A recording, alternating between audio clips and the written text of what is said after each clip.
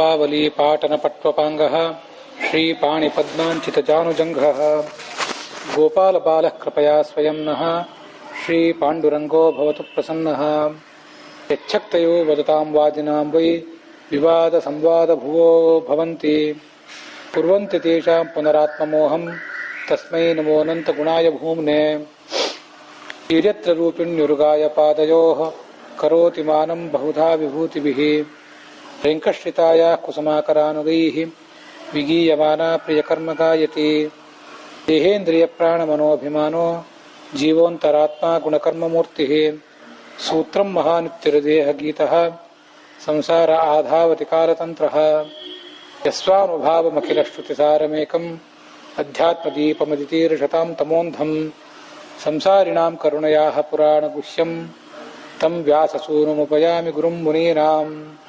ನಿಗಮಕಲ್ಪತರೋರ್ಗಲಿತಂ ಫಲಂ ಶುಕ್ಕಮುಖಾದಮೃತದ್ರವಸಂಯುತಂ ಪಿಬತ ಭಾಗವತಂ ರಸಮಾಲಯಂ ಮುಹುರಹೋ ರಸಿಕಾ ಭುವಿ ಭಾವುಕಾಃ. ವಿಶ್ವಾವಸು ಸಂವತ್ಸರದ ಫಾಲ್ಗುಣ ಮಾಸದ ಕೃಷ್ಣ ಪಕ್ಷದ ಏಕಾದಶಿಯ ಈ ದಿನ ಭಾಗವತದ 1ನೇ ಸ್ಕಂದದ 18ನೇ ಅಧ್ಯಾಯದ 24ನೇ ಶ್ಲೋಕದಿಂದ ಆರಂಭಿಸಿ ನಾವು ಕಥಾ ನೋಡಬೇಕಾಗಿದೆ. ಏಕದಾ ಧನುರುದ್ಯಮ್ಯ ವಿಚರನ್ ಮೃಗಯಾಂ ವನೆ ಮೃಗಾನ್ ಅನುಗತಃ ಶ್ರಾಂತಃ ಕ್ಷುಧಿತಃ ತೃಷಿತೋ ಭೃಶಂ. ಭಾಗವತದ ಪೂರ್ಣ ಕಥೆಯನ್ನು ಹೇಳ್ರಿ ಅಂತ ಯಜ್ಞದಲ್ಲಿ ತೊಡಗಿದ್ದಂಥ ಋಷಿಗಳು ಆ ಪುರಾಣಿಕರನ್ನು ಕೇಳಿಕೊಂಡ್ರು. ಅದಕ್ಕೆ ಅವ್ರು ಹೇಳಿದರು, ಭಗವಂತನ ಮಹಿಮೆ ನೀವು ಕೇಳಲಿಕ್ಕೆ ಹೊರಟಿದ್ದೀರಿ, ನನಗೆಷ್ಟು ತಿಳಿದಿದೆಯೋ ಅಷ್ಟು ಹೇಳ್ತೇನೆ. ಅವನ ಬಗ್ಗೆ ಪೂರ್ಣವಾಗಿ ಹೇಳಲಿಕ್ಕೆ ಯಾರಿಗೂ ಶಕ್ತಿ ಇಲ್ಲ. ಯಾರು ಹೇಳಿದ್ರು ತಮಗೆಷ್ಟು ತಿಳಿತದೋ ಅಷ್ಟು ಹೇಳ್ತಾರೆ. ಹಕ್ಕಿಗಳು ಆಕಾಶಕ್ಕೆ ಹಾರಿದರೆ ತಮಗೆಷ್ಟು ಏರ್ಲಿಕ್ಕೆ ಸಾಧ್ಯವೋ ಅಷ್ಟು ಏರ್ತವೆ, ಅದಕ್ಕಿಂತ ಹೆಚ್ಚು ಏರ್ಲಿಕ್ಕೆ ಆಗೋದಿಲ್ಲ ಅವಕ್ಕೆ. ಆದ್ದರಿಂದ ಕಥೆ ಹೇಳ್ತೇನೆ ಕೇಳಿ ಅಂತ ತೊಡಗಿದವರು. ಒಮ್ಮೆ ಈ ಪರೀಕ್ಷಿತ ಪಾಂಡವರ ಮೊಮ್ಮಗ ಕೈಯಲ್ಲಿ ಧನುಸ್ಸು ತೆಗೆದುಕೊಂಡು ಬೇಟೆ ಆಡ್ತಾ ಕಾಡಿನಲ್ಲಿ ಹೊರಟ. ಬೇರೆ ಬೇರೆ ಪ್ರಾಣಿಗಳನ್ನೆಲ್ಲ ಬೆನ್ನಟ್ಟಿ ಹೋದ. ಒಂದು ಕಡೆ ಹಸಿದು ಬಾಯಾರಿಕೆ ಆಗಿತ್ತು, ಎಲ್ಲೂ ಜಲಾಶಯ ಕಾಣಲಿಲ್ಲ. ಅಲ್ಲಿ ಶಮೀಕ ಅಂತ ಒಬ್ಬ ಋಷಿಗಳು, ಅವರನ್ನು ನೋಡಿದ. ಒಂದು ಆಶ್ರಮ, ಅಲ್ಲಿ ಮುನಿ ಕಣ್ಣು ಮುಚ್ಚಿ ಕೂತ್ಕೊಂಡದ್ದನ್ನು ನೋಡಿದ. ಆ ಮುನಿಗಳು ತಮ್ಮ ಎಲ್ಲ ಇಂದ್ರಿಯಗಳನ್ನು ಅಂಗಾಂಗಗಳನ್ನು ಶಬ್ದವಾಗಿಟ್ಕೊಂಡಿದ್ರು. ಎಲ್ಲವೂ ಭಗವಂತನಲ್ಲಿ ಲೀನಾಗಿ ಹೋಗಿತ್ತು. ಬಾಹ್ಯ ಪ್ರಪಂಚದ ಪರಿವೇನೇ ಅವರಿಗಿರಲಿಲ್ಲ. ನಮಗೆ ಗೊತ್ತಿದೆ 3 ಸ್ಥಿತಿಗಳು, ನಮಗೆ ಇವೆಲ್ಲರಿಗೂ ಪರಿಚಿತ. ಈಗ ನಾವಿರುವುದು ಎಚ್ಚರಾವಸ್ಥೆ. ಮಲ್ಕೊಂಡ್ರೆ ಅದಕ್ಕೆ ಸುಷುಪ್ತಿ ಅಂತಾರೆ, ನಿದ್ರೆ. ಅದು ಈ ಇನ್ನೊಂದು ಅವಸ್ಥೆ ಇದೆ ಸ್ವಪ್ನ ಅಂತ ಹೇಳಿ, ಅದು ಪೂರ್ಣ ನಿದ್ರೆ ಅಲ್ಲ. ಮಲಗಿರ್ತೇವೆ ಆದರೆ ಪೂರ್ಣ ನಿದ್ರೆ ಅಲ್ಲ. ಆ ನಿದ್ರೆಯೊಳಗೆ ಸ್ವಪ್ನ ಅಂತ ಒಂದು ಅವಸ್ಥೆ. ಅದು ಈ ಕಡೆ ಪೂರ್ಣ ಎಚ್ಚರವೂ ಅಲ್ಲ, ಆ ಕಡೆ ನಿದ್ರೆಯೂ ಅಲ್ಲ, ಅಂಥದ್ದೊಂದು ಅವಸ್ಥೆ. ಇವು ನಮಗೆಲ್ಲರಿಗೂ ಪರಿಚಿತ ಇದ್ದದ್ದೇ. ಭಗವಂತನ ಭಕ್ತರಾದವರಿಗೆ, ಭಕ್ತರಲ್ಲದೇ ಇದ್ದವರಿಗೆ ಎಲ್ರಿಗೂ ಇದು ಗೊತ್ತು. ಇದಕ್ಕೇನು ವಿಶೇಷ ಸಾಧನೆ ಮಾಡಬೇಕಾಗಿಲ್ಲ. ಆದರೆ ಇದಕ್ಕೆ ಈ 3ಕ್ಕಿಂತಲೂ ಇನ್ನೊಂದು ಅವಸ್ಥೆ ಇದೆ. ಅದು ಒಂದನ್ನು ಮಾತ್ರ ಜ್ಞಾನಿಗಳಾದವರಿಗೆ ತಲುಪಲಿಕ್ಕೆ ಸಾಧ್ಯ. ಈ 3ಕ್ಕಿಂತಲೂ ಪೂರ್ಣವಾಗಿ ಅದು ಭಿನ್ನ. ಅದನ್ನು ಅಸಂಪ್ರಜ್ಞಾತ ಸಮಾಧಿ ಅಂತ ಹೇಳ್ತಾರೆ. ಈಗ ನಮ್ಮಂಥವರು ಒಂದು ಬಾರಿ ಏನಾದರೂ ಭಗವಂತನ ಕುರಿತು ಧ್ಯಾನ ಮಾಡಬೇಕು ಅಂತ ಕೂತ್ರೆ, ಪದ್ಮಾಸನವೋ ಸುಖಾಸನವೋ ಯಾವುದೋ ಒಂದು ಆಸನದಲ್ಲಿ ಕೂತ್ಕೋತೇವೆ. ಕಣ್ಣು ಮುಚ್ಚುತ್ತೀವಿ ಅಥವಾ ಕಣ್ಣು ತೆಗಿತೀವಿ. ಮನಸ್ಸಿನ ಪರದೆ ಮೇಲೆ ಭಗವಂತನ ಚಿತ್ರವನ್ನು ಮೂಡಿಸ್ಕೊಂಡು ಒಂದು ಯಾವುದೋ ಮಂತ್ರವನ್ನು ಧ್ಯಾನ ಮಾಡೋ ಪ್ರಯತ್ನ ಮಾಡ್ತೇವೆ. ಇದು ನಮ್ಮ ಪ್ರಯತ್ನದಿಂದ ಮಾಡಿದ್ದು. ಈ ಸ್ಥಿತಿಯಲ್ಲಿ ನಾವಿದ್ದಾಗ ನಮ್ಮನ್ನು ಯಾರಾದರೂ ಮುಟ್ಟಿದ್ರೆ, ತಟ್ಟಿದ್ರೆ ನಮ್ಗೆ ಎಚ್ಚರ ಆಗ್ತದೆ. ಸಾಮಾನ್ಯವಾಗಿ ಯಾರು ನಮ್ಮ ಹೆಸರು ಕರೆದ್ರೆ, ಏನಾದರೂ ಒಂದು ಸುತ್ತಮುತ್ತಲು ಜೋರಾದ ಶಬ್ದ ಆದರೆ ಕೆಲವು ಬಾರಿ ನಮಗೆ ಗಮನಕ್ಕೆ ಬರಬಹುದು, ಗಮನಕ್ಕೆ ಬರದೇ ಇರಬಹುದು. ಆದರೆ ಜೋರಾಗಿ ತಟ್ಟಿ ಎಬ್ಬಿಸಿದರೆ ಎಚ್ಚರ ಆಗೇ ಬಿಡ್ತದೆ. ಆದರೆ ಅಸಂಪ್ರಜ್ಞಾತ ಸ್ಥಿತಿಗೆ, ಸಮಾಧಿ ಸ್ಥಿತಿಗೆ ಯಾರು ಹೋಗಿರ್ತಾರೆ, ಅವರನ್ನು ತಟ್ಟಿದ್ರು ಮುಟ್ಟಿದ್ರೂ ಎಚ್ಚರ ಆಗೋದಿಲ್ಲ. ಸುತ್ತಲೂ ಕೂತ್ಕೊಂಡು ನಗಾರಿ ಬಾರಿಸಿದ್ರೂ ಎಚ್ಚರ ಆಗೋದಿಲ್ಲ. ಇದು ತುಂಬ ವಿಚಿತ್ರವಾದ್ದು. ಆ ಸ್ಥಿತಿಗೆ ಹೋಗಬೇಕಾದ್ರೆ ಮನುಷ್ಯ ಬಹಳಷ್ಟು ಸಾಧನೆ ಮಾಡಿರ್ಬೇಕು. ಭಗವಂತನ ಕುರಿತು ಧ್ಯಾನ ಮಾಡಿ ಮಾಡಿ ಮಾಡಿ ಆ ಸ್ಥಿತಿಗೆ ಏರ್ತಾನೆ. ಅಪ್ರಯತ್ನ ಸಮಾಧಿ ಅಂತ ಶಾಸ್ತ್ರದಲ್ಲಿ ಅದನ್ನು ಹೇಳ್ತಾರೆ. ನಾವೀಗ ಮಾಡುವ ಧ್ಯಾನ ಎಲ್ಲ ಪ್ರಯತ್ನಪೂರ್ವಕವಾಗಿ ಮಾಡೋದು. ಅದು ಅರ್ಧ ನಿಮಿಷ ಮಾಡಿಯವು, 1 ನಿಮಿಷ ಮಾಡಿಯವು. ಆದರೆ ಏನೂ ಪ್ರಯತ್ನ ಇಲ್ಲದೇನೆ ಇದ್ದಕ್ಕಿದ್ದಂತೆ ಭಗವಂತನ ಕುರಿತು ಏನೋ ಕೇಳ್ತಿದ್ದಾಗ, ಏನೋ ಆಲೋಚನೆ ಬಂದಾಗ ಅವ್ರು ಯಾವಾಗ ಅದಕ್ಕೆ ಹೋಗ್ತಾರೆ ಅಂತ ನಿಶ್ಚಿತ ಇಲ್ಲ. ಆ ಪ್ರಯತ್ನ ಇಲ್ಲದೇನೆ ಆ ಸ್ಥಿತಿಗೆ ಅವ್ರು ಏರಿಬಿಡ್ತಾರೆ. ಅಂಥವ್ರನ್ನ ನೋಡಿದವರನ್ನು ಅನೇಕ ಜನ ನಾನು ಕೇಳಿದ್ದೇನೆ. ನಾನ್ಯಾರನ್ನೂ ನೋಡಿಲ್ಲ, ಅದನ್ನು ನೋಡಿದವ್ರನ್ನ ಕೇಳಿದ್ದೇನೆ. ಎಲ್ಲೋ ಒಂದು ಕಡೆ ಭಗವಂತನ ಸಂಕೀರ್ತನ ಆಗ್ತಿರ್ತದೆ. ಅದನ್ನು ಕೇಳಿದಾಗ ಭಾವಪರವಶರಾಗಿಬಿಡ್ತಾರೆ ಕೆಲವರು. ಆ ಹಂತಕ್ಕೆ ಏರಿದವರು ಭಾವಪರವಶರಾಗಿ ಇದ್ದಕ್ಕಿದ್ದಂತೆ ಸಮಾಧಿ ಸ್ಥಿತಿಗೆ ಹೋಗಿಬಿಡ್ತಾರೆ. ನಾವು ಮಲಗಿರ್ತೇವಲ್ಲ, ಮಲಗಿದ್ದಾಗ ನಮ್ಮ ಕಣ್ಣು ಮುಂದೆ ಯಾರು ಬಂದರೆ ಕಾಣಿಸೋದಿಲ್ಲ, ಯಾಕಂದ್ರೆ ಕಣ್ಣು ಮುಚ್ಚಿರ್ತೇವೆ. ಆದರೆ ಜೋರಾಗಿ ಒಂದು ಏನಾದ್ರು ಶಬ್ದ ಆದರೆ ಮಲ್ಕೊಂಡಿದ್ದವ್ರಿಗೂ ಎಚ್ಚರ ಆಗೇ ಆಗ್ತದೆ. ತೀರಾ ಸಣ್ಣ ಪುಟ್ಟ ಶಬ್ದಗಳನ್ನ ಮಾಡಿದರೆ ಏನು ಎಚ್ಚರ ಆಗ್ಲಿಕ್ಕಿಲ್ಲ. ಜೋರಾಗಿ ಶಬ್ದ ಆದರೆ ಎಚ್ಚರ ಆಗೇ ಆಗ್ತದೆ. ನಮ್ಮ ಕಣ್ಣಿಗೆ, ಕಿವಿಗೆ, ಇವಕ್ಕೆಲ್ಲದಕ್ಕೂ ವ್ಯತ್ಯಾಸ ಇದೆ. ಮೂಗಿಗೂ ಕೂಡ ನಮ್ಮ ಸಮೀಪ ಯಾವುದೋ ಒಂದು ದೊಡ್ಡ ಭಕ್ಷ್ಯ ಭೋಜನ ಏನಾದ್ರು ತಂದಿಟ್ರೆ ಮಲ್ಕೊಂಡಿದ್ದವ್ರಿಗೆ ಎಚ್ಚರ ಆಗದೆ ಇರಬಹುದು, ಕಣ್ಣಿಗಂತೂ ಎಚ್ಚರ ಆಗೋದೇ ಇಲ್ಲ. ನಾಲಿಗೆಗೂ ಆ ಭಕ್ಷ್ಯ ಭೋಜ್ಯ ನಮ್ಮ ಬಾಯಿ ತೆರೆದು ಬಾಯಿ ಒಳಗೆ ಇಟ್ಟರೆ ಅದರದ್ದು ರಸಾನುಭವ, ಇಲ್ಲದೆ ಹೋದ್ರೆ ಆಗೋದಿಲ್ಲ. ಯಾರಾದರೂ ಮುಟ್ಟಿದ್ರೆ ಎಚ್ಚರ ಆಗೇ ಆಗ್ತದೆ. ಅದು ಸ್ವಲ್ಪ ಮುಟ್ಟಿದ್ರೆ ಆಗೋದಿಲ್ಲ, ಜೋರಾಗಿ ತಟ್ಟಿದ್ರೆ ಎಚ್ಚರ ಆಗೇ ಆಗ್ತದೆ. ಮಲ್ಕೊಂಡವ್ರಿಗೂ ಕೂಡ ಜೋರಾದ ಶಬ್ದ ಕೇಳಿದಾಗಂತೂ ಎಚ್ಚರ ಆಗೇ ಆಗ್ತದೆ. ಇದೆಲ್ಲರಿಗೂ ಅನುಭವಿಸಿದ್ದೆ. ಆದರೆ ಅಸಂಪ್ರಜ್ಞಾತ ಸ್ಥಿತಿಗೆ ಹೋದವರಿಗೆ ಜೋರಾಗಿ ತಟ್ಟಿದ್ರು, ಅವ್ರನ್ನ ಮುಟ್ಟಿದ್ರು ಅವ್ರಿಗೆ ಎಚ್ಚರ ಆಗೋದಿಲ್ಲ. ಅಂತಹ ಸ್ಥಿತಿ ಅದು. ಈ ಜೀವ, ಒಳಗಿನ ಜೀವ ಏನಿದೆ ಅದೇ ಭಗವಂತನ ಆ ಗಾಢವಾದ ಧ್ಯಾನದಲ್ಲಿ ತೊಡಗಿರ್ತದೆ. ಹೊರಗಿನ ಇಂದ್ರಿಯಗಳ ಸಂಪರ್ಕ ಎಲ್ಲ ಕಡಿದು ಹೋಗಿರ್ತದೆ. ಅದಕ್ಕಾಗಿ ಹೊರಗಿನ ಜ್ಞಾನವೇ ಅವ್ರಿಗೆ ಬರೋದಿಲ್ಲ. ಇದನ್ನು ಬ್ರಹ್ಮಭೂತ ಅಂತ ಹೇಳ್ತಾರೆ ಶಾಸ್ತ್ರದಲ್ಲಿ. ಬ್ರಹ್ಮನಲ್ಲಿ ಆಳವಾಗಿ, ಪರಬ್ರಹ್ಮನಲ್ಲಿ ಆಳವಾಗಿ ಮುಳುಗಿ ಹೋಗಿಬಿಟ್ಟಿರ್ತಾನೆ. ಆದ್ರಿಂದ ಅವನಿಗೆ ಮಾಡಬೇಕಾದ ಕರ್ತವ್ಯ ಏನೂ ಇರಲಿಲ್ಲ. ನಿಮಗೆ ನಾವು ನಮ್ಮ ಮನೆಯಲ್ಲಿ ಕೂತಿದ್ದೀವಿ, ನೀವು ನಿಮ್ಮ ಮನೆಯಲ್ಲಿ ಕೂತಿದ್ದೀರಿ. ನಿಮ್ಮ ಮನೆಗೆ ಯಾರಾದರೂ ಬಂದರೆ ನೀವು ಎದ್ದು ಅವ್ರನ್ನ ಸ್ವಾಗತಿಸ್ತೀರಿ. ನಾವು ಹಾಗೆ ಮಾಡ್ತೇವೆ. ಇವು ಜಗತ್ತಿನ ಶಿಷ್ಟಾಚಾರಗಳು. ಬೆಳಿಗ್ಗೆ ನಾವು ಸರಿಯಾದ ಸಮಯಕ್ಕೆ ಹೇಳಬೇಕು, ಎದ್ದು ಸ್ನಾನಾದಿಗಳನ್ನು ಮಾಡಬೇಕು, ದೇವರ ಪ್ರಾರ್ಥನಾ ಮಾಡಬೇಕು. ಇದೆಲ್ಲ ನಮಗೆ ನಿಯಮಗಳು. ಆದರೆ ಒಂದೊಂದು ಬಾರಿ ಅಸಂಪ್ರಜ್ಞಾತ ಸ್ಥಿತಿಗೆ ಏರಿದರೆ ಅದು ಕೆಲವು ನಿಮಿಷಗಳ ಕಾಲ ಇರಬಹುದು, ಕೆಲವು ಗಂಟೆಗಳ ಕಾಲ ಇರಬಹುದು, ಇನ್ನು ಕೆಲವರಿಗೆ ದಿನಗಳ ಕಾಲ, ವರ್ಷಗಳ ಕಾಲವೂ ಇರಬಹುದು. ಆ ಸಂದರ್ಭದಲ್ಲಿ ಅವರು ಯಾವ ಕೆಲಸನೂ ಮಾಡಬೇಕಾಗಿಲ್ಲ, ಸ್ನಾನ ಮಾಡಬೇಕಾಗಿಲ್ಲ, ಹೊರಗೆ ದೇವರ ವಿಗ್ರಹಗಳನ್ನಿಟ್ಟು ಹೂವು, ತುಳಸಿ, ಬಿಲ್ವ ಇತ್ಯಾದಿಗಳನ್ನು ಏರಿಸಿ ಅಲಂಕಾರನೂ ಮಾಡಬೇಕಾಗಿಲ್ಲ. ಯಾರಾದರೂ ಅತಿಥಿಗಳು ಬಂದರೆ, ದೊಡ್ಡವರು ಬಂದರೆ ಅವ್ರನ್ನ ಸ್ವಾಗತನೂ ಮಾಡಬೇಕಾಗಿಲ್ಲ. ಮಾಡ್ಲಿಕ್ಕೆ ಆಗೋದೇ ಇಲ್ಲ. ಮಾಡಬೇಕಾಗಿಲ್ಲ ಅನ್ನೋದಕ್ಕಿಂತ ಮಾಡ್ಲಿಕ್ಕೆ ಆಗೋದೇ ಇಲ್ಲ. ಯಾರು ಬಂದಾರೆ ಅಂತ ಗೊತ್ತಾದ್ರಲ್ಲ, ಗೊತ್ತೇ ಆಗೋದಿಲ್ಲ ಅವ್ರಿಗೆ. ಆದ್ರಿಂದ ಇವನು ಕೂಡ ಅತಿಥಿ ಬಂದಾಗ ನೋಡ್ಬೇಕಾಗಿರ್ಲಿಲ್ಲ ಈ ಋಷಿ. ಯಾಕಂದ್ರೆ ಅತಿಥಿ ಬಂದದ್ದೇ ಅವನಿಗೆ ಗೊತ್ತಾಗಿಲ್ಲ. ಅತಿಥಿ ದೇವೋ ಭವ ಅಂತ ಹೇಳ್ತಾರೆ, ಹೌದು. ಆದ್ರೆ ಅತಿಥಿ ಬಂದದ್ದೇ ಅವನಿಗೆ ಗೊತ್ತಾಗಿಲ್ಲಲ್ಲ. ಕೃಷ್ಣಾಜನ ಜಿಂಕೆ ಚರ್ಮ ಉಟ್ಟು ಕೂತಿದ್ದ, ಜಟಾಧಾರಿಯಾಗಿ ಕೂತಿದ್ದ ಆ ಮುನಿ. ಅವನನ್ನ ಈ ರಾಜ ಮಾತಾಡಿಸಿದ. ಅಲಬ್ಧ ತೃಣಭೂಮ್ಯಾದಿಹೇ, ನನಗೆ ನಿನ್ನ ಆಶ್ರಮಕ್ಕೆ ಬಂದಿದ್ದೇನೀಗ. ಒಂದಿಷ್ಟು ಕೂತ್ಕೊಳ್ಳಿಕ್ಕೆ ಆಸನ ಬೇಕು, ಒಂದಿಷ್ಟು ಏನಾದರೂ ಆಹಾರ ಬೇಕು, ನೀರಾದರೂ ಬೇಕು. ಬಂದವರಿಗೆ ಕೈಕಾಲು ತೊಳ್ಕೊಳ್ಳಿಕ್ಕೆ ನೀರು ಕೊಡ್ತಿರ್ತಾರೆ, ಅದು ಯಾವುದೂ ಇಲ್ಲ. ಅದು ಕೇಳಿದಾಗ ಇವನಿಗೆ ಸಿಟ್ಟು ಬಂದ್ಬಿಡ್ತು. ರಾಜನಿಗೆ ತಾನಿಷ್ಟೆಲ್ಲ ಮಾತಾಡಿದ್ರು ಆ ಋಷಿ ಮಾತಾಡ್ಲಿಲ್ಲಲ್ಲ ಅಂತ ಸಿಟ್ಟು ಬಂದ್ಬಿಡ್ತು.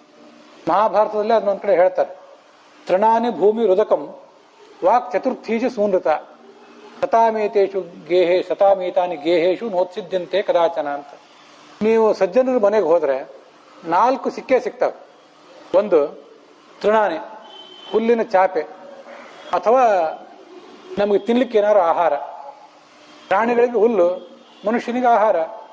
ಭೂಮಿ ಅಂದ್ರೆ ಕೂತ್ಕೊಳ್ಳಿಕ್ಕೆ ಜಾಗ, ಉದಕ ಅಂದ್ರೆ ನೀರು, ಹೊಟ್ಟೆ ಒಂದಿಷ್ಟು ಆಹಾರ. ನಮ್ಮ ಮನೆಯಲ್ಲಿ ಏನಿರ್ತದೋ ಅದನ್ನೇ ಕೊಡ್ತಾರೆ. ಕುಡಿಲಿಕ್ಕೆ ನೀರು ಕೊಡ್ತಾರೆ, ಕೂತ್ಕೊಳ್ಳಿಕ್ಕೆ ನೆಲೆ ಕೊಡ್ತಾರೆ. ಮತ್ತೆ ವಾಕ್ ಚತುರ್ಥೀಚ ಸೂನೃತ, ಹೇರಳವಾಗಿ ಒಳ್ಳೆ ಮಾತಾಡ್ತಾರೆ. ಯಾವಾಗ ಬಂದ್ರಿ ಏನು ಅಂತ ಆ ಒಳ್ಳೆ ಮಾತುಗಳನ್ನು ಆಡ್ತಾರೆ. ಸಜ್ಜನರ ಮನೆಯಲ್ಲಿ ಈ 4ಕ್ಕೆ ಯಾವತ್ತೂ ಕೊರತೆ ಇರೋದಿಲ್ಲಂತೆ. ಆದರೆ ಈ ಶಮೀಕ ಋಷಿ ಸಜ್ಜನನೇ. ಆದರೆ ಅವನು ಬಂದಾಗ, ರಾಜ ಬಂದಾಗ ಈ 4ನ್ನೂ ಯಾರೂ ಕೊಡೋರು ಇರಲಿಲ್ಲ. ಕೋಪ ಬಂತವನಿಗೆ. ನನಗೆ ತಿರಸ್ಕಾರ ಮಾಡಿದ್ನಲ್ಲ ಈ ಋಷಿ ಅಂತ ಅನ್ಕೊಂಡ. ಏನು ಮಾಡಿದ, ಮೊದಲೇ ಹಸಿವು ಬಾಯಾರಿಕೆಯಿಂದ ಕಂಗೆಟ್ಟಿದ್ದ. ಯಾವತ್ತೂ ಆ ಋಷಿಗಳಂಥ ಜ್ಞಾನಿಗಳನ್ನು ಅವನು ತಿರಸ್ಕಾರ ಮಾಡಿದವನಲ್ಲ. ಈಗ ಯಾವುದೋ ಕಾರಣದಿಂದ ಭಗವಂತನ ಇಚ್ಛೆಯಿಂದಲೇ ಆ ಜ್ಞಾನಿಯಾದ ಋಷಿಯ ಮೇಲೆ ಇವನಿಗೆ ಸಿಟ್ಟು ಬಂದುಬಿಡ್ತು. ಏನು ಮಾಡಿದ, ಆಶ್ರಮದಿಂದ ಹೊರಗೆ ಬಂದ. ಅಲ್ಲಿ ನೋಡ್ತಾನೆ ಸತ್ತು ಬಿದ್ದಂಥ ಒಂದು ಹಾವಿತ್ತು. ಆ ಸತ್ತು ಬಿದ್ದ ಹಾವನ್ನು ತಗೊಂಡು ಆ ಋಷಿಯ ಕೊರಳಿಗೆ ಹಾಕಿದ. ಬಿಲ್ಲಿನಿಂದ ತಗೊಂಡು, ಅದನ್ನು ಕೈಯಿಂದೇನು ಮುಟ್ಲಿಲ್ಲ, ಬಿಲ್ಲಿನ ತುದಿಯಿಂದ ಎತ್ತಿ ಮುನಿಯ ಹೆಗಲಿಗೆ ಹಾಕಿದ. ಅಲ್ಲಿಂದ ತನ್ನ ಅರಮನೆಗೆ ಹೊರಟು ಬಿಟ್ಟ. ಆದರೆ ಮಾರ್ಗದಲ್ಲೇ ಅವನಿಗೇನೋ ಸ್ವಲ್ಪ ಗೊಂದಲ ಆಯಿತು, ನಾನೇನೋ ಈ ಥರ ಮಾಡಿದೆ. ಆದರೆ ಋಷಿ ಕಣ್ಣು ಮುಚ್ಚಿದ್ದ, ನನ್ನನ್ನು ಮಾತಾಡಿಸಲಿಲ್ಲ, ನಾನು ಬಂದದ್ದನ್ನು ಗಮನಿಸಲೇ ಇಲ್ಲ. ನಿಜವಾಗಿಯೂ ಭಗವಂತನಲ್ಲಿ ಲೀನ ಆಗಿದ್ದರಿಂದ ಕಣ್ಣು ಮುಚ್ಚಿ ಕೂತ್ಕೊಂಡಿದ್ನ, ಅಥವಾ ಇಂಥ ನೀಚರಾದ ಕ್ಷತ್ರಿಯರು ಬಂದಾಗ ತಾನ್ಯಾಕೆ ಸತ್ಕಾರ ಮಾಡಬೇಕು ಅಂತ ತಿರಸ್ಕಾರ ಮಾಡಿದ್ನ, ಏನಿದು ಅಂತ ಆಲೋಚನೆ ಮಾಡಿಕೊಂಡು ಅರಮನೆಗೆ ಬಂದ. ಅವನ ಮಗ ಒಬ್ಬ ಇದ್ದ, ಶೃಂಗಿ ಅಂತ ಅವನ ಹೆಸರು. ತಂದೆಯ ಹೆಸರು ಶಮೀಕ, ಮಗನ ಹೆಸರು ಶೃಂಗಿ. ಅತಿ ತೇಜಸ್ವಿ, ಮಹಾ ತೇಜಸ್ವಿ ಆಗಿದ್ದ.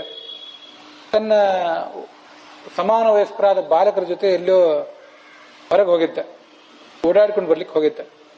ಆಗ ಈ ರಾಜ ಇಂಥದ್ದೊಂದು ಅಪಚಾರ ಮಾಡಿದ ತನ್ನ ತಂದೆಗೆ ಅಂತ ಸುದ್ದಿ ಹುಡುಗನ ಮೂಲಕ ಗೊತ್ತಾಯ್ತು. ಯಾವನೊಬ್ಬ ಇನ್ನೊಬ್ಬ ಹುಡುಗ ಆ ಆಶ್ರಮದಲ್ಲಿ ನಡೆದದ್ದನ್ನ ಈ ಮಗನ ಮುಂದೆ ಹೇಳಿದೆ. ಆಗ ಆ ಹುಡುಗನಿಗೆ ಸಿಟ್ಟು ಬಂತು, ಮಗನಿಗೆ. ಅಹೋ ಅಧರ್ಮ, ಜಗತ್ತನ್ನು ಆಳಬೇಕಾದ ರಾಜನೇ ಇಂಥ ಅಧರ್ಮ ಕಾರ್ಯ ಮಾಡ್ತಿದ್ದಾನಲ್ಲ. ಯಾವತ್ತಾದರೂ ಮನೆಯ ಆಳು ಒಬ್ಬ ಸೇವಕ ಮನೆಯ ಯಜಮಾನನಿಗೆ ದ್ರೋಹ ಮಾಡಬಹುದೇನೋ? ನಾವು ಜ್ಞಾನಿಗಳು, ಋಷಿಗಳು, ನಮ್ಮ ಮನೆಯ ಕಾಗೆಗಳಿದ್ದಂತೆ ಇವರೆಲ್ಲ. ಮನೆಯಲ್ಲಿ ನಾವು ದೇವರಿಗೆ ಪೂಜಾ ಮಾಡಿ ಹೊರಗೊಂದಿಷ್ಟು ಹಕ್ಕಿಗಳಿಗೆ ಇತ್ಯಾದಿಗಳಿಗೆ ಏನೋ ಒಂದಿಷ್ಟು ಬಲಿ ಹಾಕ್ತೇವೆ, ಅದನ್ನು ಉಣ್ಣುವ ಕಾಗೆಗಳಿವರು. ಪೃಥ್ವ ಬಲಿಭುಜಾಮಿವ ದ್ವಾರಪಾನಾಂ ಶುನಾಮಿವ, ನಮ್ಮ ಮನೆ ಕಾಯು ನಾಯಿಗಳಂತೆ. ಹೀಗಿರಬೇಕಾದವರು ಇವತ್ತಿಷ್ಟು ಸೊಕ್ಕಿಗೆ ಬಂದ್ರಲ್ಲ. ಶಾಸ್ತ್ರದಲ್ಲಿ ಏನಿದೆ, ಜ್ಞಾನಿಗಳ ಸೇವಾ ಮಾಡಬೇಕು ರಾಜರು ಅಂತಿದೆ. ಆದರೆ ನಾಯಿಯಂತೆ ಬಾಗಿಲಲ್ಲಿ ನಿಲ್ಲಬೇಕಾದವನು ಆಶ್ರಮದ ಒಳಗೆ ಬಂದಲ್ಲ, ಇವನು ಇಷ್ಟು ಅನ್ಯಾಯ ಮಾಡಿದ್ನಲ್ಲ. ಕೃಷ್ಣ ಇದ್ದಾಗ ಯಾರು ದಾರಿ ತಪ್ಪಿ ನಡೆದ್ರೆ ಅವರನ್ನು ಭಗವಂತ ಕೃಷ್ಣನೇ ಶಿಕ್ಷಿಸ್ತಿದ್ದ. ಈಗ ಕೃಷ್ಣ ಹೊರಟೋಗಿದ್ದಾನೆ ಅಂತ ಆಲೋಚನೆ ಮಾಡಿ ಇನ್ಯಾರಿಗೂ ನಾನು ಹೆದರಬೇಕಾಗಿಲ್ಲ ಅಂತ ವಿಚಾರ ಮಾಡಿ ಇಂಥ ಅನ್ಯಾಯ ಮಾಡಿದ್ನೋ ಹೇಗೆ ಆಗಲಿ, ಇಂಥ ಅನ್ಯಾಯ ಮಾಡಿದ್ನಲ್ಲ, ನಾನು ಇವನನ್ನು ಬಿಡೋದಿಲ್ಲ, ಇವನಿಗೊಂದು ಶಿಕ್ಷಾ ಕೊಡ್ತೇನೆ, ನನ್ನ ತಪಸ್ಸೆಯನ್ನು ನೋಡ್ರಿ ಅಂತ ಹೇಳಿದೆ. ಹೇಳಿ ಕೋಪದಿಂದ ಕೆಂಗಣ್ಣಾಗಿದ್ದ, ಅವನು ಕಣ್ಣು ಕೆಂಪಾಗಿತ್ತು. ಆ ಸಂದರ್ಭದಲ್ಲಿ ಅವನಿಗೆ ಶಾಪ ಕೊಡಬೇಕು ಅಂತ ಕೈಯೊಳಗೆ ದರ್ಭೆ ಪವಿತ್ರ ಧರಿಸಿದ. ಇವತ್ತು ನಮ್ಮ ಕೈಯಲ್ಲಿ ಏನು ಉಂಗುರ ಇತ್ಯಾದಿ ಇರೋದಿಲ್ಲ, ಇದ್ರೆ ಬೆಳ್ಳಿ ಬಂಗಾರದ ಉಂಗುರಗಳು ಇರ್ತಿರ್ತವೆ ನಮ್ಮ ಸಂಪತ್ತನ್ನು ತೋರಿಸ್ಲಿಕ್ಕೆ. ಋಷಿ ಮುನಿಗಳು ಮೊದಲಾದವ್ರ ಕೈಯಲ್ಲಿ ದರ್ಭದ ಒಂದು ಪವಿತ್ರ ಇರ್ತದೆ. ಪವಿತ್ರ ಅಂತ ಅದೊಂದು ರೀತಿ ಗಂಟದು. ಅದನ್ನ ಎಲ್ಲ ಸಂದರ್ಭದಲ್ಲೂ ಹಾಕೊಂಡಿರ್ಬೇಕು. ಎಲ್ಲ ಸಂದರ್ಭದಲ್ಲಿಯೂ ಕೇವಲ ಶ್ರಾದ್ದ ಮಾಡುವಾಗ, ದೇವ್ರ ಪೂಜಾ ಮಾಡುವಾಗ ಆ ಸಂದರ್ಭದಲ್ಲಿ ಮಾತ್ರ ಅಲ್ಲ, ಎಲ್ಲ ಸಂದರ್ಭದಲ್ಲೂ ಹಾಕೊಂಡೇ ಇರಬೇಕು ಅಂತ ನಿಯಮ ಇದೆ. ಇಲ್ಲಿ ಅಂತೂ ವಿಶೇಷ ಜಪ ತಪ ಇತ್ಯಾದಿ ಮಾಡುವಾಗಾದ್ರೂ ಹಾಕೊಂಡಿರ್ಬೇಕು. ಆ ಜ್ಞಾನಿಗಳಿಗೆ, ಆ ಋಷಿ ಮುನಿಗಳು ಮೊದಲಾದವರಿಗೆ ಲೌಕಿಕ ಕೆಲಸ ಅಂತೂ ಏನು ಇರೋದಿಲ್ಲ. ಯಾವಾಗಲೂ ಇದ್ದದ್ದೆಲ್ಲ ಅಲೌಕಿಕ ಕೆಲಸವೇ, ಧಾರ್ಮಿಕ ಆಧ್ಯಾತ್ಮಿಕ ಕೆಲಸವೇ. ಆ ಸಂದರ್ಭದಲ್ಲಿ ಯಾವಾಗಲೂ ಇರಲೇಬೇಕು. ಅವಾಗ ಏನಾದ್ರು ಇದ್ದಿಲ್ಲ, ಆಟ ಆಡ್ಲಿಕ್ಕೆ ಹೋಗಿದ್ದಾದ್ರಿಂದ ಇದ್ದಿದ್ದಿಲ್ಲ ಅಂದ್ರೆ ಮತ್ತೆ ಆ ದರ್ಭದ ಪವಿತ್ರ ಹಾಕೊಂಡ. ಅದರಲ್ಲಿ 2 ಎಳೆಯೋದು 3 ಎಳೆಯೋದು ಹೀಗೆಲ್ಲ ಇರ್ತಿರ್ತವೆ.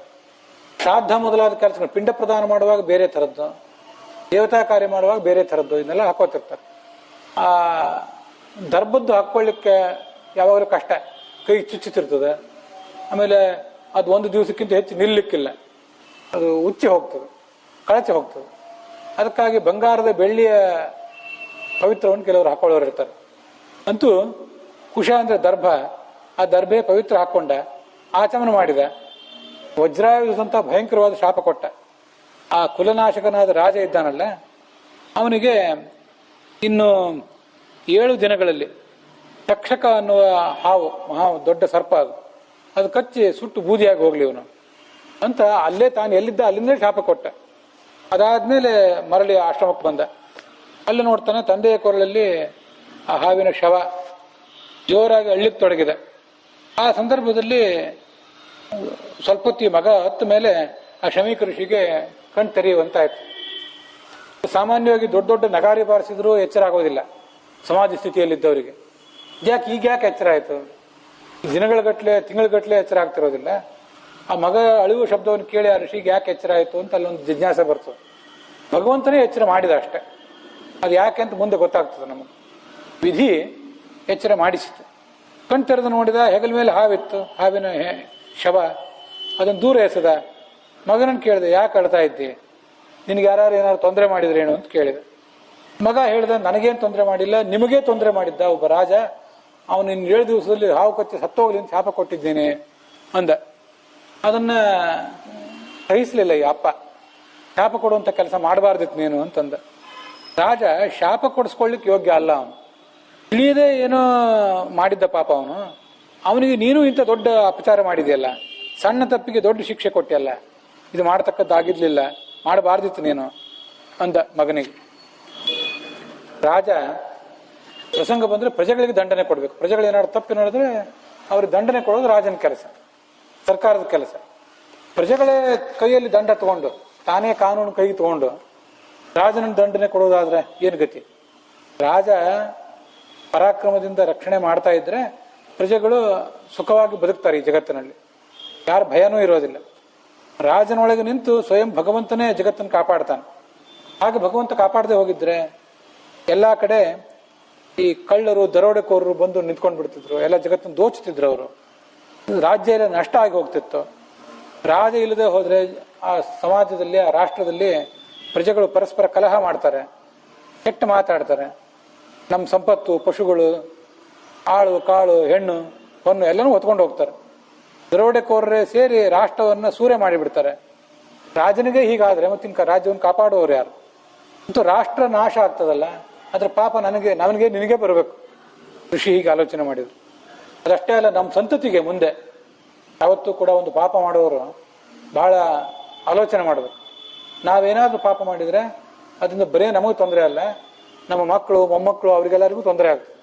ಮುಂದೆ ಯಾವುದೋ ಒಂದು ಹಂತದಲ್ಲಿ ಯಾರೋ ಜ್ಯೋತಿಷಿಗಳು ಅದನ್ನ ಹೇಳ್ತಾರೆ, ಇಂಥದ್ದೊಂದು ಏನೋ ತಪ್ಪು ಮಾಡಿದ್ರಿ, ಆ ತಪ್ಪು ಇವತ್ತು ನಿಮಗೆ ತೊಂದರೆ ಕೊಟ್ಟಿದೆ, ನಿಮ್ಮ ಮಕ್ಕಳಿಗೆ ಮೊಮ್ಮಕ್ಕಳಿಗೆ ಅಂತ ಜ್ಯೋತಿಷಿಗಳು ಹೇಳೋ ಪ್ರಸಂಗ ಬರ್ತದೆ.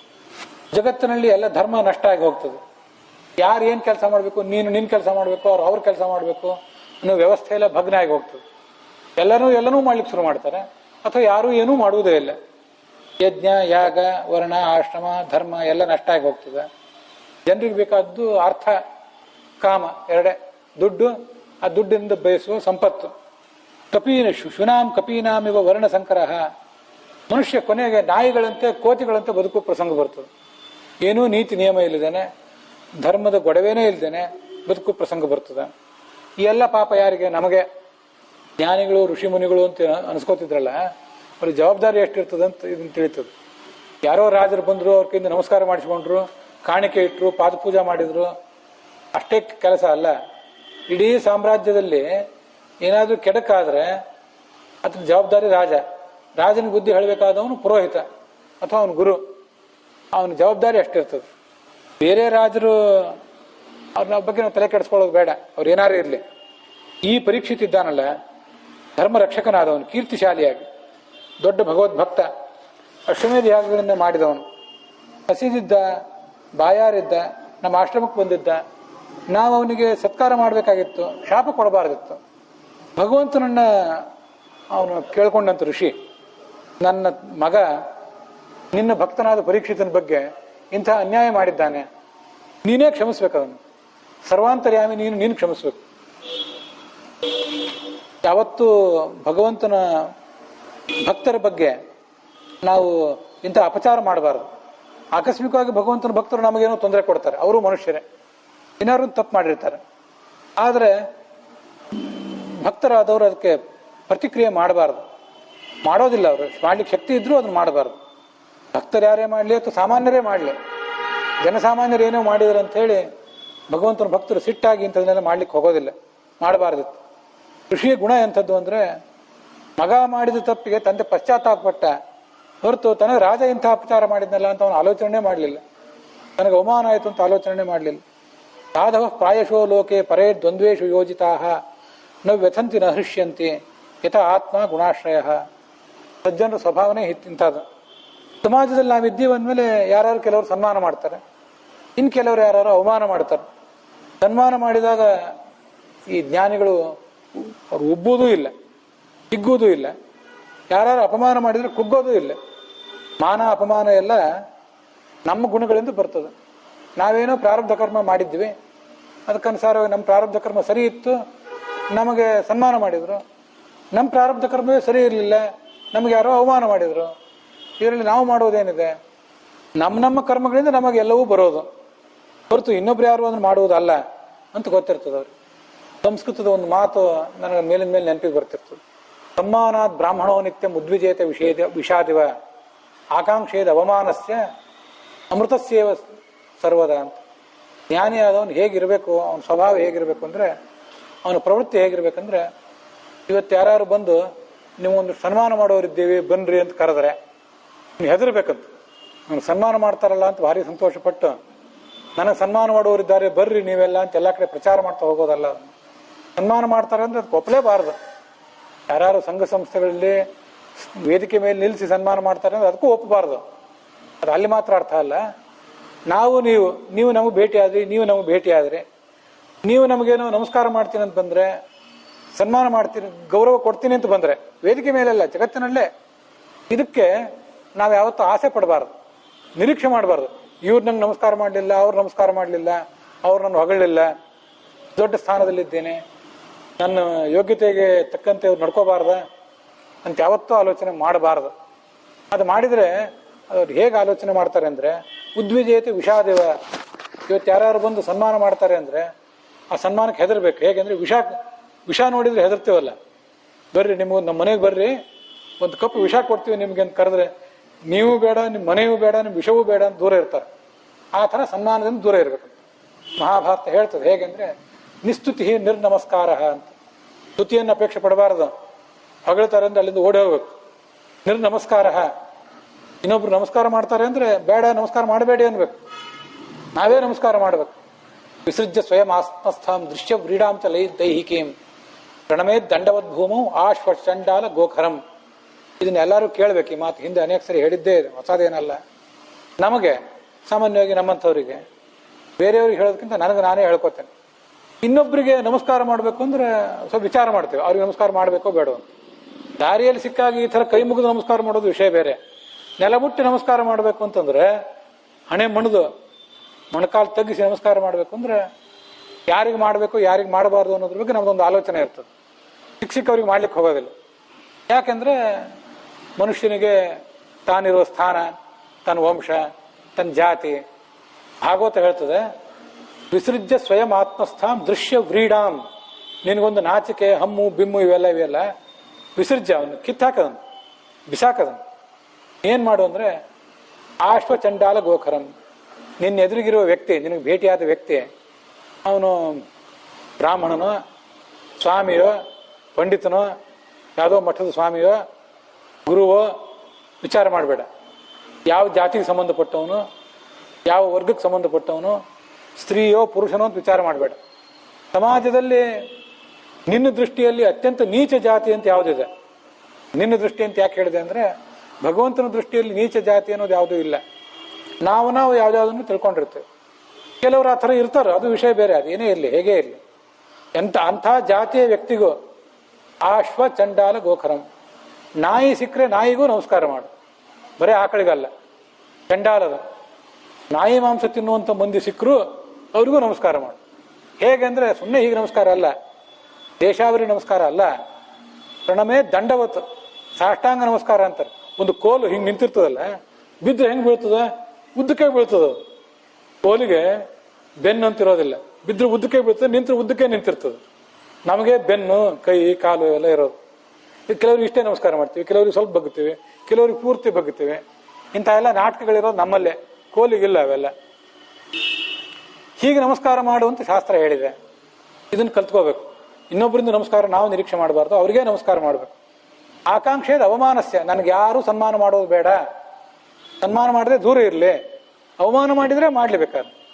ಅಂತ ಆಲೋಚನೆ ಮಾಡಬೇಕು. ಹೇಗೆ ಅಂದರೆ ಅಮೃತಸ್ಯ, ನನಗೆ ಯಾರು ಅವಮಾನ ಮಾಡಿದರೆ ಅದೊಂದು ಬಟ್ಲು ಅಮೃತ ಕೊಟ್ಟಂತೆ, ಮಾಡಲಿ ಅದರಿಂದ ಒಳ್ಳೇದಾಗ್ತದೆ. ನಿಂದಕರಿರಬೇಕು, ನಮ್ಮನ್ನು ಬೈಯೋರು ಇರಬೇಕು ಅಂತ ದಾಸರ ಅದಕ್ಕೆ ಹೇಳಿತ್ತು.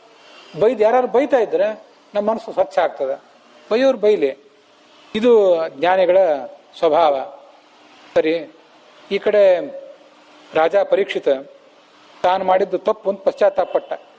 19ನೇ ಅಧ್ಯಾಯ ಹಾಗೆ ಹೇಳ್ತದೆ, ಯಾರಿಗೂ ಮಾಡಬಾರ್ದು ಇಂಥ ಕೆಲಸ. ನಾನು ನಿಗೂಢವಾದ ತಪಶಕ್ತಿ ಅವ್ರೊಳಗೆ ಏನಿರ್ತದೋ ಗೊತ್ತಿಲ್ಲ, ಅಂಥವ್ರಿಗೆ ಹೀಗೆ ಮಾಡಿಬಿಟ್ನಲ್ಲ, ಅಸಭ್ಯತನದಿಂದ ವರ್ತಿಸಿದ್ನಲ್ಲ, ಮಹಾ ಅಪಚಾರ ಮಾಡಿದ್ನಲ್ಲ, ಒಬ್ಬ ಜ್ಞಾನಿಗೆ ಭಗವದ್ಭಕ್ತನಿಗೆ ಹೀಗೆ ಮಾಡಿದ್ನಲ್ಲ ನಾನು, ಇದರಿಂದ ಒಳಗಿರುವ ಭಗವಂತನಿಗೆ ನಾನು ಅಪಚಾರ ಮಾಡಿದಂತಾಯ್ತು. ನನಗಿದ್ಕೊಂಡು ಸರಿಯಾದ ಶಿಕ್ಷೆ ಆಗ್ತದೆ, ಆಗಲಿ, ಶಿಕ್ಷೆ ಆಗುವುದಾದ್ರೆ ಆಗಲಿ, ನನಗೆ ಶಿಕ್ಷೆ ಆಗಬಾರ್ದು ಅಂತ ಆಲೋಚನೆ ಮಾಡ್ತಿರ್ತೀವಿ ನಾವು. ಏನ್ರಿ ತಪ್ಪು ಯಾರೂ ಮಾಡ್ತಾರೆ, ನಾವೇ ಯಾರು ಮಾಡದೆ ತಪ್ಪು ಮಾಡಿದ್ದೇವ, ನಮ್ಮನ್ನು ನಾವು ಸಮರ್ಥನೆ ಮಾಡ್ಕೋತೀವಿ. ನಮ್ಮ ಸುತ್ತಮುತ್ತಲವ್ರು ಅಂಥವ್ರು ಇರ್ತಾರೆ. ರಾಜಕಾರಣಿಗಳಿಗಂತೂ ಅವ್ರಂತೂ ಭಾಳ ಮಂದಿ ಇದ್ದೇ ಇರ್ತಾರೆ.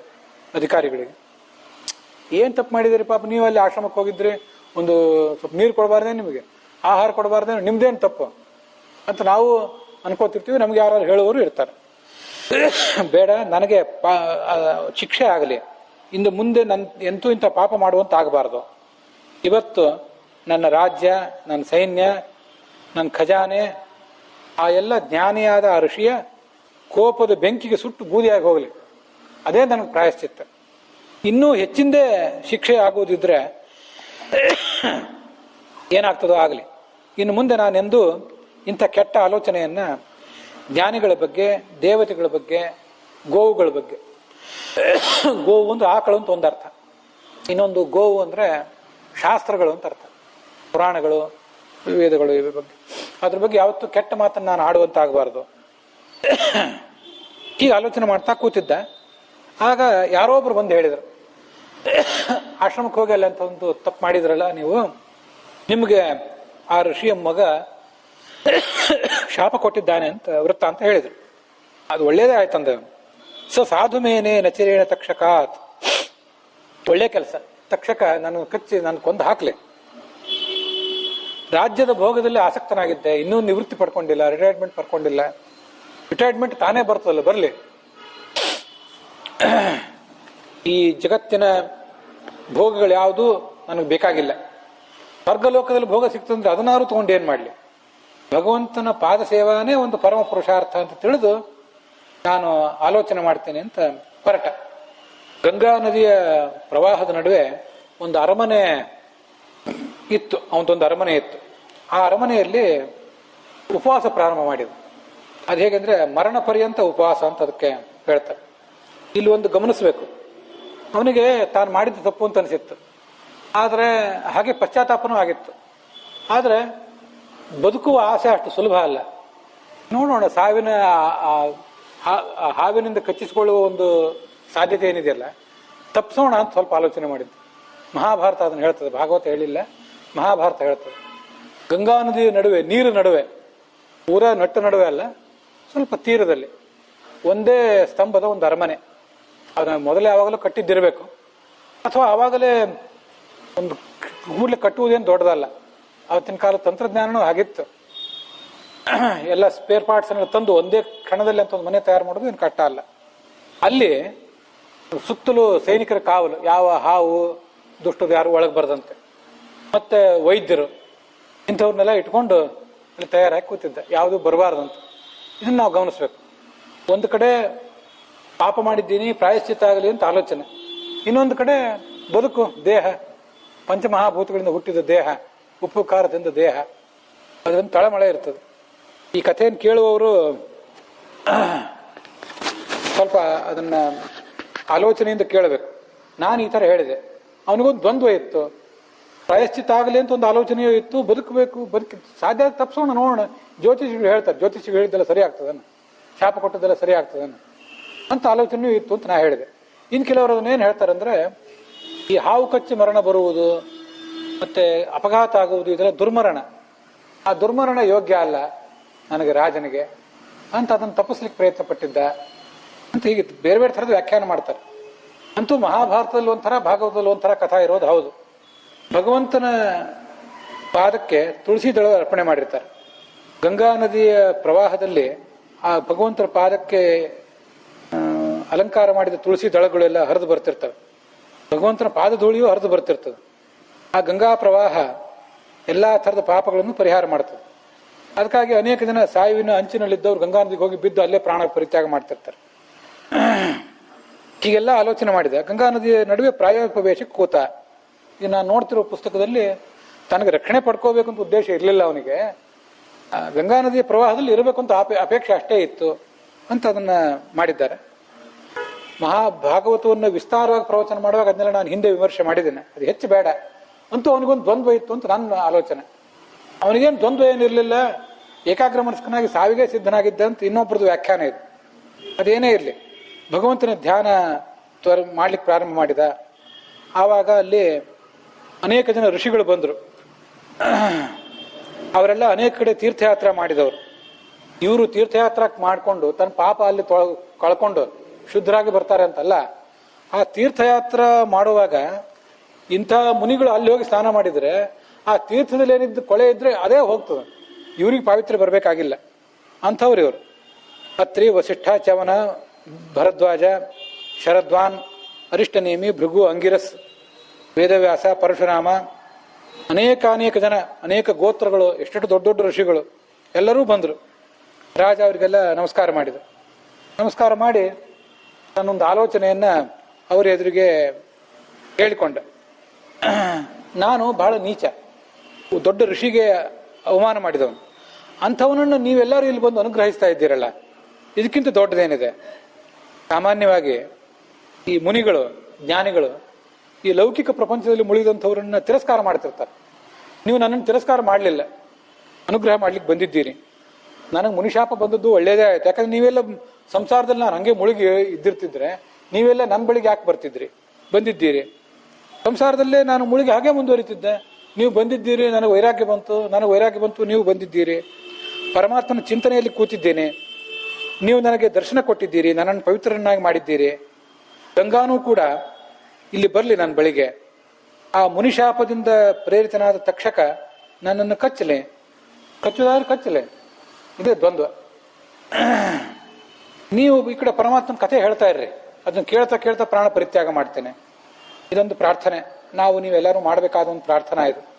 ಪುನಶ್ಚ ಭೂಯಾದ್ ಭಗವತ್ಯನಂತೆ ರಥ ಪ್ರಸಂಗಶ್ಚ ತದಾಶ್ರಯೇಶು ಮಹತ್ಸು ಯಾಂ ಉಪಯಾಮಿ ಸೃಷ್ಟಿಂ ಮೈತ್ರ್ಯಸ್ತು ಸರ್ವತ್ರ ನಮೋದ್ವಿಜೇಭ್ಯ. ಇದೊಂದೇ ಜನ್ಮ ಅಲ್ಲ, ಇನ್ನೂ ಅನೇಕ ಜನ್ಮಗಳು ಬರೋದಿದೆ. ಆವಾಗ ಮುಂದಿನ ಜನ್ಮ ಬರೋದಿದೆಯಲ್ಲ, ಆಗ ನನಗೆ ಆ ಭಗವಂತ ಮತ್ತು ಭಗವಂತನ ಭಕ್ತರಲ್ಲಿ ಹೆಚ್ಚಿನ ಭಕ್ತಿ ಬರಲಿ. ನಾನು ಯಾವುದೋ ಕ್ಷುಲ್ಲಕವಾದ ಜೀವನವನ್ನು ಈಗ ನಡೆಸ್ತಿದ್ದೇನೆ. ನನಗೆ ಭಗವಂತನ ಬಗ್ಗೆ ಒಂದು ಭಕ್ತಿ ಈಗೂ ಇದೆ, ಮುಂದೂ ಬರಲಿ.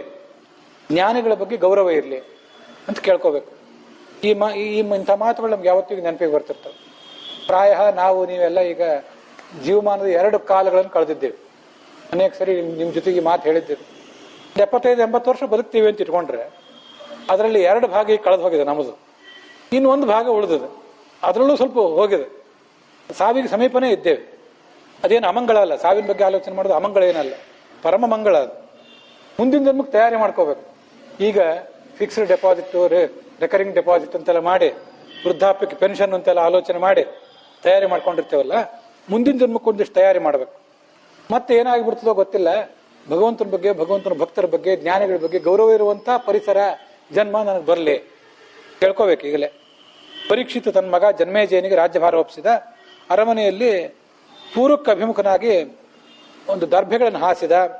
ಅದರ ಮೇಲೆ ಉತ್ತರಾಭಿಮುಖವಾಗಿ ಅದು ಹೇಗಿತ್ತಂದ್ರೆ ದರ್ಭೆಗಳು ಪೂರ್ವಕ್ಕೆ ಮುಖ ಆಗಿತ್ತು, ಈ ಕಡೆ ಮುಖ ಮಾಡಿ. ಇವನು ಕೂತದ್ದು ಉತ್ತರಕ್ಕೆ ಮುಖ ಮಾಡಿ ಕೂತ.